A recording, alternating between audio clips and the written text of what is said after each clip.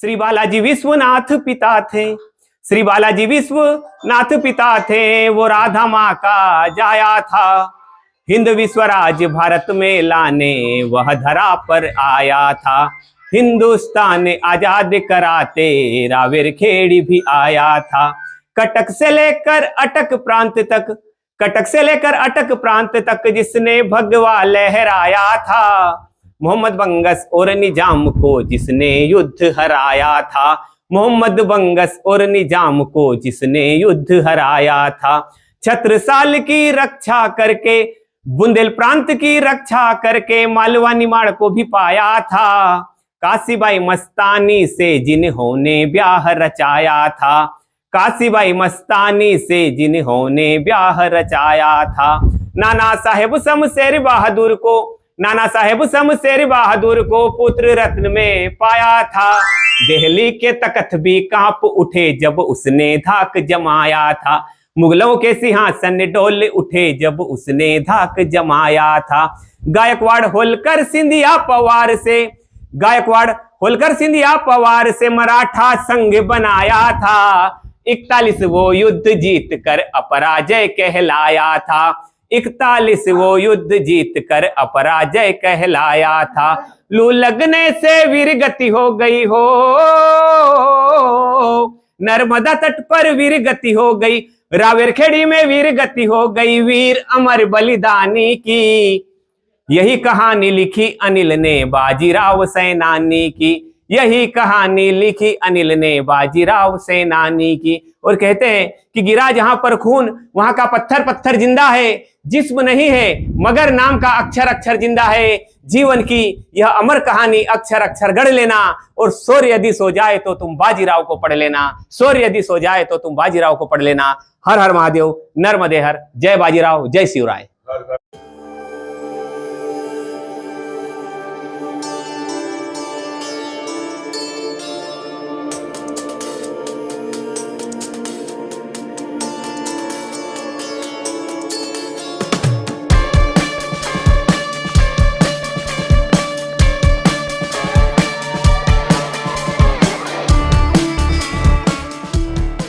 Welcome back friends, मी वॅगाबॉन Mac. मित्रांनो, आत्ता मी आहे महेश्वरला. काल संध्याकाळी आपण महेश्वरचा जो किल्ला आहे, पुण्यश्लोक राणी अहिल्याबाई होळकर यांची जी समाधी आहे आणि त्यांचा जो किल्ला आहे तो आपण बघितला. आता आपण निघणार आहोत महाराष्ट्राचं वैभव, महाराष्ट्राचं एक अभिमानाची गोष्ट असलेल्या श्रीमंत पेशवे बाजीराव प्रथम यांच्या समाधीस्थळी आपण जाणार आहोत आणि समाधीचं दर्शन घेणार आहोत. माझ्या ब्लॉगवर ह्याच्या अगोदर मी बाजीराव पेशव्यांची जे जन्मस्थळ आहे डुबेरेला, ते जन्मस्थळ तुम्हाला दाखवण्याचा प्रयत्न केलेला होता. जर तुम्ही हा ब्लॉग बघितला नसेल तर जरूर जाऊन हा ब्लॉग बघा. डुबेरे ते रावेरखेडी हा जो बाजीराव पेशव्यांच्या जीवनातला प्रवास आहे, हा प्रवास आज पूर्णत्वास येत आहे. तर चला आपण निघू आणि रावेरखेडीला जाऊ आणि श्रीमंत बाजीराव पेशवे यांच्या समाधीचं दर्शन घेऊन त्यांच्या पुढे नतमस्तक होऊ. सकाळचा नाश्ता, मस्त इंदोरी पोहे, कचोरी आणि कचोरी.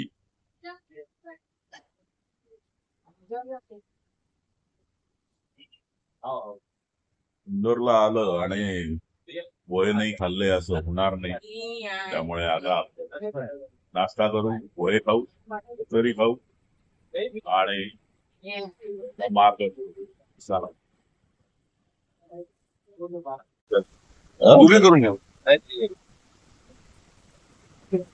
हे नर्मदा नदीचं पात्र आणि हा रस्ता आपला चालला आहे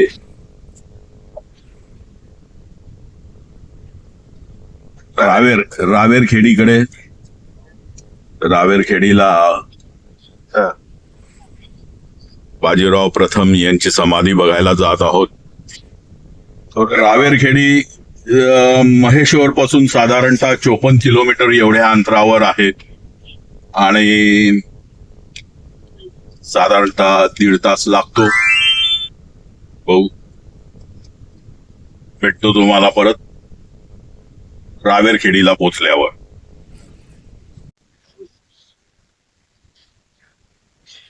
नर्मदा रस्ते आणि हा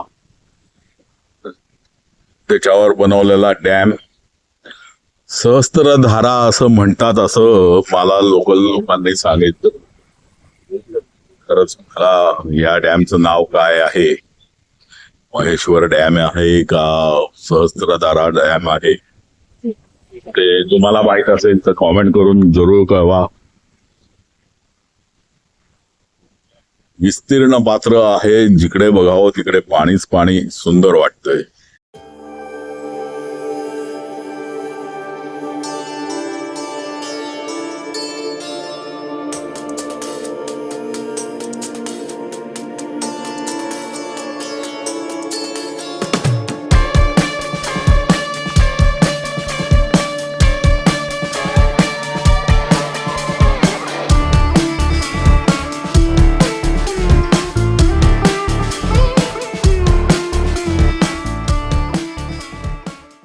आपण आता येऊन पोचलेलो आहे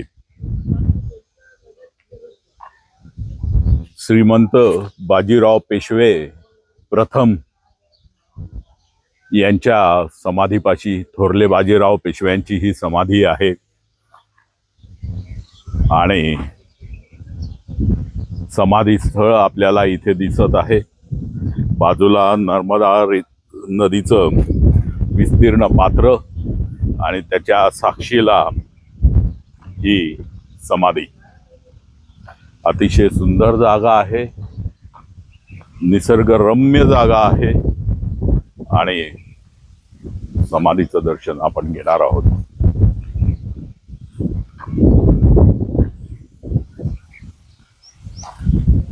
इथे समाधीच्या बद्दलचे माहिती देणारे फलक लावण्यात आलेला आहे. भारतीय पुरातत्व विभागाकडे या जागेची मालकी आहे.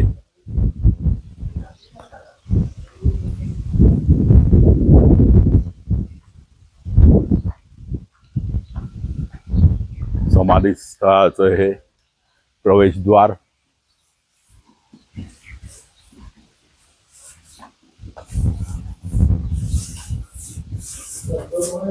समाधीचं मेंटेनन्स रखरखाव करण्याचं काम सुरू आहे. ही बाजीराव पेशव्यांची समाधी.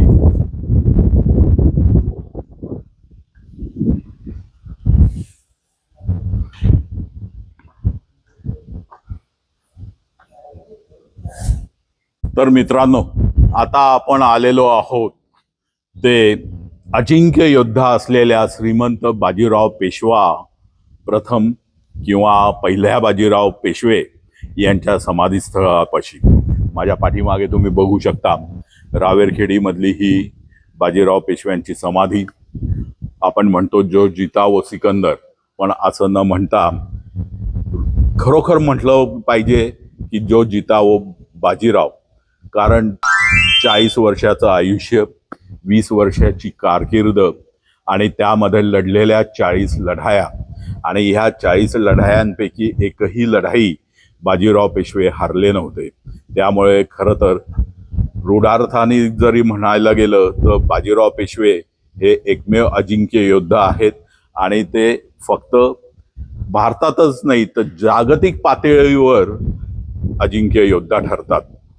कारण सिकंदर असू दे, अलेक्झांडर असू दे, यांना शेवटी त्यांच्या आयुष्यामध्ये शेवटच्या लढाईमध्ये पराभव याचा स्वीकार करावा लागला होता. नेपोलियन बोनापार्टचा पण पराभव झाला होता, पण आपल्या आयुष्यामध्ये एकही लढाई हरला नाही असा एकमेव योद्धा आहे ज्याचा युद्धशास्त्राचा, युद्धकलेचा अभ्यास परदेशातही केला जातो. असा एकमेव योद्धा तो म्हणजे बाजीराव पेशवे. तर या समाधीस्थळी आपण आलेलो आहोत. या समाधीचं निर्माण कार्य हे सिंधिया म्हणजे शिंदे घराण्यातल्या लोकांनी नंतर केलं होतं. जवळजवळ 300 वर्ष जुनं हे बांधकाम आहे. 1740 मध्ये बाजीराव पेशवे यांचं निधन झाल्यानंतर इथे त्यांचं समाधीस्थळ निर्माण करण्यात आलेलं होतं. आपण इथे नतमस्तक होऊ आणि बाजीरावांच्या कीर्तीला, त्यांच्या यशाला आणि त्यांच्या एकूण सामर्थ्याला त्रिवार नमन करू. रेणू रना रना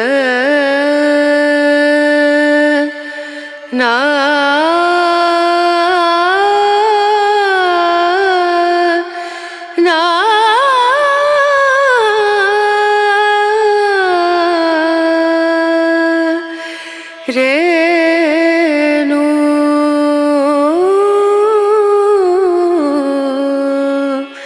रेणू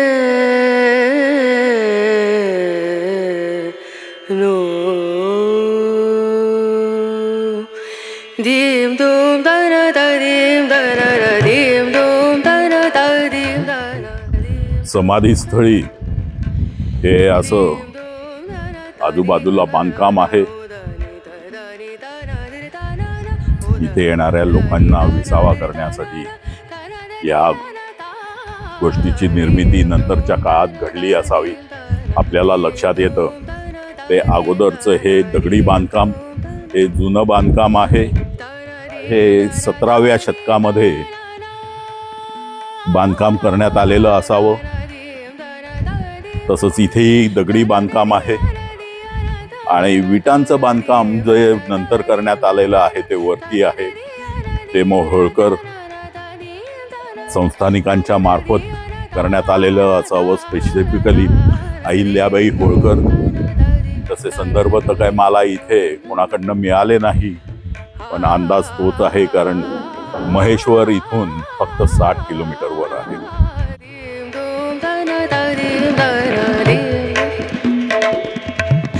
सारे गा मा गा रे गा मा पा दा नी सा नी दा नी दा दा नी दा सा नी दा नी सा रे गा रे सा नी रे सा नी दा नी सा नी गा मा गा रे दा नी रे सा दीम दूम दा ना दा दीम दूम दा ना दीम दूम दा ना दीम दूम दा ना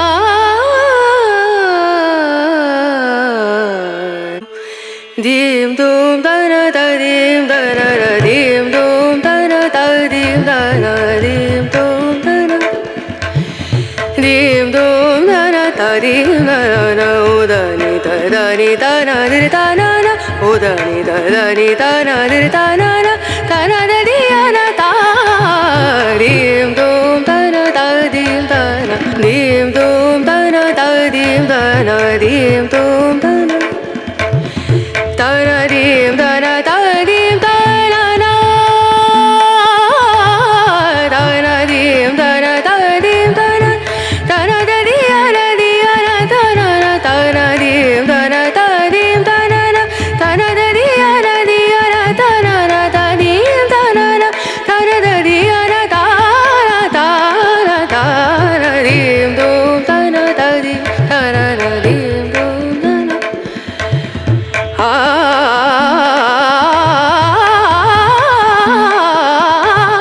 दीम दूम दा ना दा दीम दा ना दीम सारे गा मा गा रे गा मा पा दा नी सा नी दा नी दा नी दा सा नी दा नी सा रे गा रे सा नी रे सा नी दा नी सा नी गा मा गा रे सा नी रे सा दीम दूम दा ना दा दीम दूम दा ना दीम दूम दा ना दीम दूम दा ना ना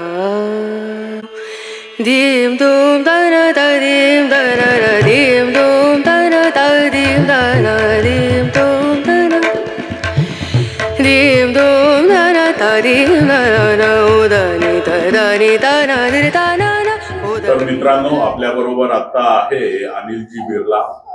बाजीराव पेशव्यांच्या या समाधीच्या विषयामध्ये त्यांचा गाढा अभ्यास आहे आणि ते इथले रावेरखेडी ह्या गावचेच रहिवासी आहेत. तर आपण त्यांच्याचकडनं जाणून घेऊ या बाजीराव पेशव्यांच्या समाधी विषयी जास्तीची माहिती. तो बिरला जी, सबसे पहले आपका स्वागत है हमारे यूट्यूब चैनल वैगाबॉन्ड मैप पे. बहुत बहुत धन्यवाद. आप अपना थोड़ा सा परिचय दीजिए. अच्छा, मेरा नाम अनिल बिरला गुर्जर है और मैं बाजीराव पेशवे समाधि स्थल ग्राम रावेरखेड़ी का रहने वाला हूं और 2013 से बाजीराव पेशवे समाधि के इतिहास को के प्रचार प्रसार को लेकर प्रयासरत हूं. बाजीराव पेशवे जीर्णोद्धार को लेकर प्रयासरत हूं और 2013-14 में बाजीराव पेशवे तक सड़क लाने को लेकर मैंने हंगर स्ट्राइक भी करी है गवर्नमेंट के अगेंस्ट. और इसलिए बाजीराव पेशवे के इतिहास के प्रचार प्रसार के काम के निमित्त मुझे लोग अनिल बाजीराव के नाम से भी जानते हैं. और जो लोग बाजीराव पेशवा समाधि दर्शन के लिए आते हैं उन्हें पिछले 14 वर्षों से एज अ फ्री गाइड करता हूं और यथासंभव उनकी हम मदद करते हैं. अनिल जी, मुझे आप बताइए कि बाजीराव पेशवा की ये समाधि यहाँ पे है. बाजीराव पेशवा पूना के वहाँ से यहाँ तक आए तो वो क्यों आए, उनका यहाँ पे समाधि है तो उनका निधन हुआ तो वो किस परिस्थितियों में. इतिहास का ऐसा बताते हैं कि अफगान के शासक नादिर शाह ने दिल्ली पर आक्रमण कर दिया और वहाँ के मुगल बादशाह को गादी पद से हटाकर बहुत ही अत्याचार दिल्ली क्षेत्र में करने लगे. तो उधर के राजाओं के पत्र पेशवा बाजीराव को पुणे मिले तो बाजीराव पेशवे अपने 1 लाख सैनिकों के साथ पुणे से दिल्ली की ओर कूच करने के लिए निकले. अब होता यह था कि अगर मध्य प्रदेश से आपको दिल्ली की ओर जाना होता है तो आपको रावेरखेड़ी आना होता था. उस समय रावेरखेड़ी राष्ट्रीय राजमार्ग हुआ करता था क्योंकि मध्य प्रदेश में नर्मदा नदी का जो सबसे उथली रावेरखेड़ी में ही है. तो जो लोग दक्षिण से उत्तर की ओर जाते थे या अपनी माल गुजारी करते थे, आवागमन का मुख्य मार्ग रावेरखेड़ी हुआ करता था. तो बाजीराव पेशवे जब भी इधर मालवा की ओर दिल्ली की ओर जाते थे उत्तर की ओर तो रावेरखेड़ी में उनका पड़ाव होता था और पड़ाव के दौरान कुछ दिन यहाँ पर रुकते थे. तो 1740 में अंतिम बार भी दिल्ली जाते हुए बाजीराव पेशवे ने अपना पड़ाव यहाँ पर डेरा डाला. और बाजीराव पेशवे को चूंकि नर्मदा स्नान का शौक था, 2-3 दिन तक नर्मदा में लगातार स्नान करने से, अप्रैल का महीना था, तो पेशवा बाजीराव को हीट स्ट्रोक हो गया यानी लू लग गई. और लू लगने से उचित उपचार नहीं होने से बाजीराव पेशवे का 28 अप्रैल सन 1740 को इधर निधन हो गया. उनके निधन के पश्चात ऐसा बताया जाता है कि उनकी अंत्येष्टि नर्मदा किनारे कर दी गई और उस समय यहाँ पर तत्कालीन मल्हारराव होलकर, राणोजी शिंदे और बाजीराव पेशवे परिवार के कुछ लोग उपस्थित थे. बाद में ऐसा बताया जाता है कि नाना साहब पेशवे के कहने पर ग्वालियर के राणोजी शिंदे द्वारा अपने प्रधानमंत्री पेशवा की स्मृति में इस समाधि का निर्माण कराया गया, जिसमें हम देखेंगे कि मुख्य समाधि है और उस पर लिखा है कि this chhatri is believe to contain the ashes of Peshwa Bajirao who died in 1740. यानी हम ये समाधि छतरी इस बात का विश्वास कराती है कि इसके अंदर पेशवा बाजीराव की एस रखी हुई है. बाद में उन्होंने ही इस धर्मशाला का निर्माण कराया जिसे हम सराय कहते हैं. इसलिए छतरी का निर्माण राणोजी शिंदे के द्वारा बताया जाता है जो 1740 में बनाई गई थी. बिरला जी, बाजीराव पेशवा के बारे में ये कहा जाता है कि वो एक अजिंक्य योद्धा थे. 40 साल की उम्र में उन्होंने 40 युद्ध जीते और जो जीता वो सिकंदर कहने से अच्छा है जो जीता वो बाजीराव हो. बिल्कुल सही बात है कि बाजीराव पेशवे जो रहे हिंदवी स्वराज के महानायक रहे हैं और जो हिंदवी स्वराज का पौधा शिवाजी महाराज ने रोपित किया था, अगर हम उसे कहें तो उसे वट वृक्ष बनाने का काम पेशवा बाजीराव ने किया है. हिंदवी स्वराज को कटक से अटक यानी आज के अफगान तक, उड़ीसा से अफगान तक ले जाने में बाजीराव पेशवे की अहम भूमिका रही है. वही सपना जो हमारे कई महान सरदारों ने देखा हिंदवी स्वराज का, उसे बाजीराव ने विस्तार दिया. और बाजीराव इतनी कम उम्र में यानी 19 से 20 वर्ष की उम्र में पेशवा बने और जो 40-20 साल की पेशवाई रही उसमें 41 बैटल जीतने वाले भारतीय इतिहास के एकमात्र पराजित योद्धा रहे.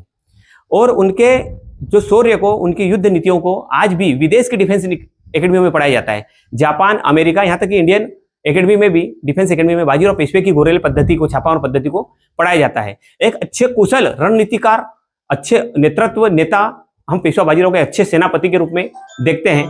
और कहीं ना कहीं आज पेशवा बाजीराव भी हम युवाओं का आइडियल होना चाहिए, आदर्श होना चाहिए कि जिन्होंने इतनी कम उम्र में हमारी भारत की अस्मिता और अखंडता को बनाए रखने के लिए अपने प्राणों का बलिदान दिया. ऐसा बताया जाता है कि बाजीराव पेशवे अपने जीवन काल में पिछले एक वर्ष में 8 महीने युद्ध में ही व्यस्त रहते थे और 4 महीने सिर्फ वो बारिश के समय घर रहते थे.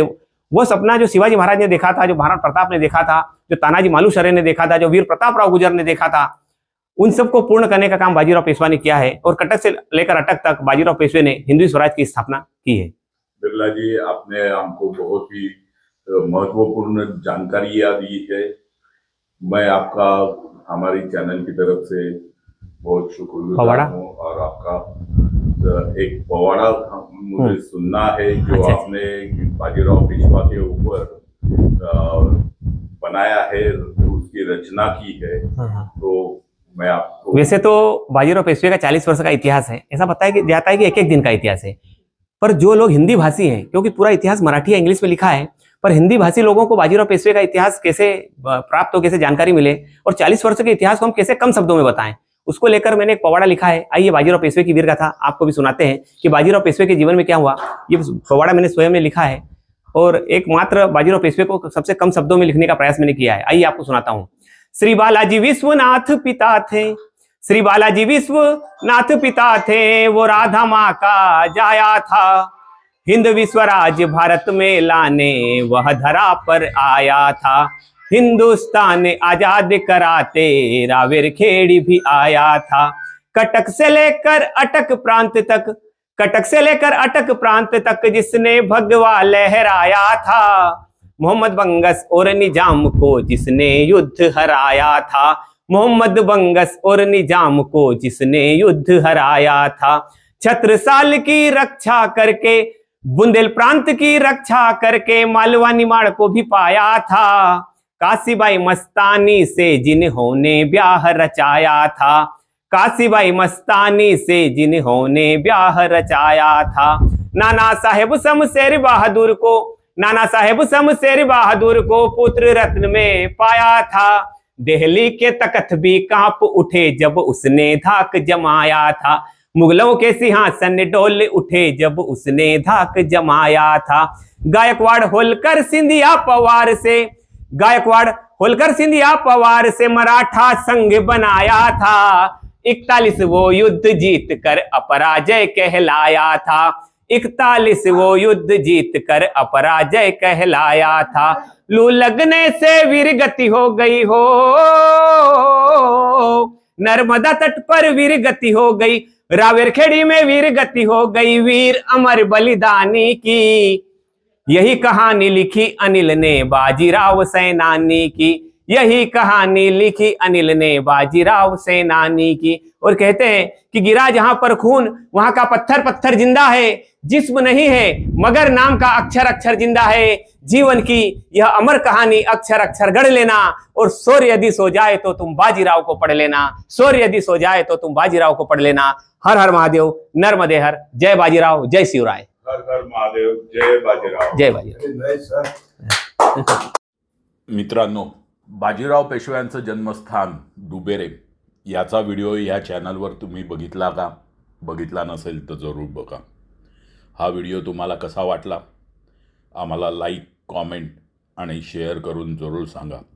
तुमचा प्रत्येक लाईक आणि कॉमेंट आम्हाला जास्तीत जास्त लोकांपर्यंत पोहोचवण्यासाठी मदत करतो। स्वतःची काळजी घ्या। परत भेटू नवीन अशाच एका व्हिडिओमध्ये। Good bye.